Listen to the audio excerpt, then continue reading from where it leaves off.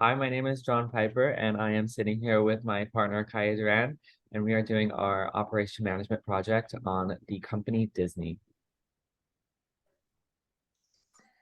Disney was founded in October of 1923, and Walt Disney founded this company to create cartoons and animations in California.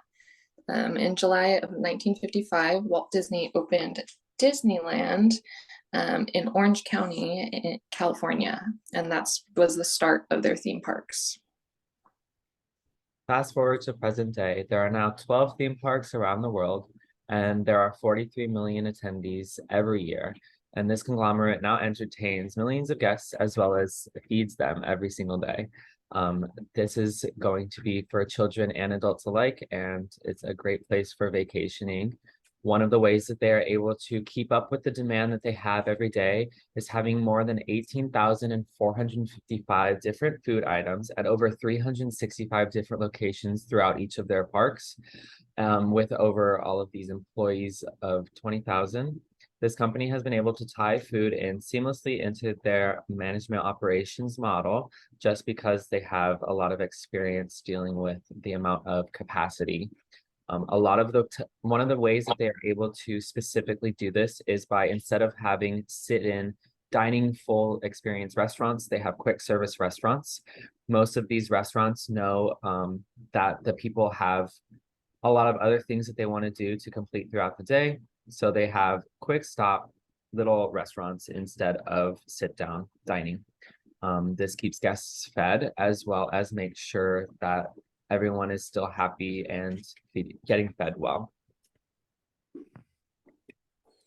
So, how do they do it? They have over 290 quality chefs that are there to test, design, and create new menu items. And they also travel abroad to keep up with the latest culinary trends. And so they have a whole team just to ensure that they're doing everything as best as they can. And they also serve 81 million meals a year throughout all of their theme parks. Um, their biggest suppliers are brands like Sodexo and Coca-Cola. Only Coca-Cola products are sold through it, like beverages are sold throughout the park, and Sodexo supplies most of their food items. Um, they are trying to be environmentally friendly by turning waste into compost, and over 15 million pounds has been turned into compost since they started doing this. They also set the standard for other food handling servicers by setting a correct pricing and also time management to make sure that people are not waiting in lines too long. A lot of other companies have adopted their um, business model of using pre-order over your phone in their own parks or other food places as well.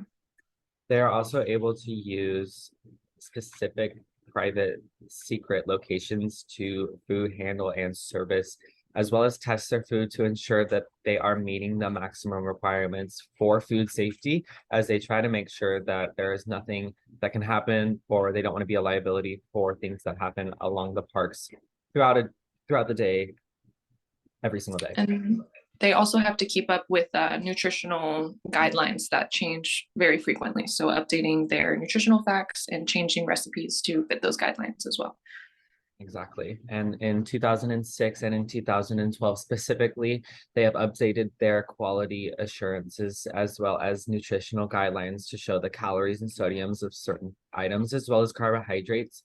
And sometimes they even use a little logo of Mickey to ensure that the items are up to standard. There are so many different food issues that a lot of individuals have, whether it be gluten-free, vegan, or any other dietary restrictions, even if they're diabetic or they have anything like that, they have to ensure that those guests are being met with their standards as well. They also do have really large food distributors and processes. They do this throughout the parks and over throughout the world. And most of the time, they have to make sure that the food is safe and prepared right. So here is a chart of their second quarter results for fiscal 2022 and 2021. And if you can see here, it says that in April of 2021, they were grossing 31,862. And then in 2022, they were grossing 41,068. It's a 29% change, and a big factor to this increase in revenue was due to that in 2021 they had to shut down most of their parks due to COVID-19. So that was a big revenue cut for them, not having access to selling food and merchandise during that time definitely played a big role in this price jump within the year. Another way that the Disney operation management is able to do so well is by including partnerships throughout the park. This is seen through the Starbucks partnership that they have. Starbucks is a leading global coffee industry, and they are able to bring in their expertise and their experience into the theme parks itself, because they are also a quick service restaurant industry type business. They're able to collaborate with Disney as well as making different types of items that people can buy at the theme parks. And all of those collaborations are able to benefit both of the companies. Another way that they are able to do partnerships is specifically having local companies like La Brea Bakery, which is a California company. 14 years ago, they decided to add the La Brea Bakery to their theme parks, and they did this because they wanted a piece of California to be a part of their theme parks. That's just something that they wanted to have at the time with their branding.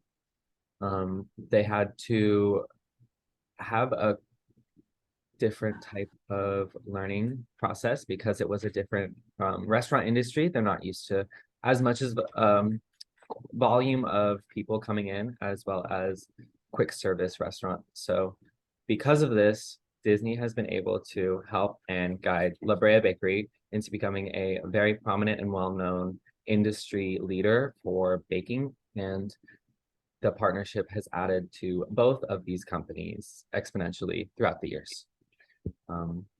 These are going to be our sources for our slides for this presentation, and we really appreciate you for listening in. Thank you very much. Thank you.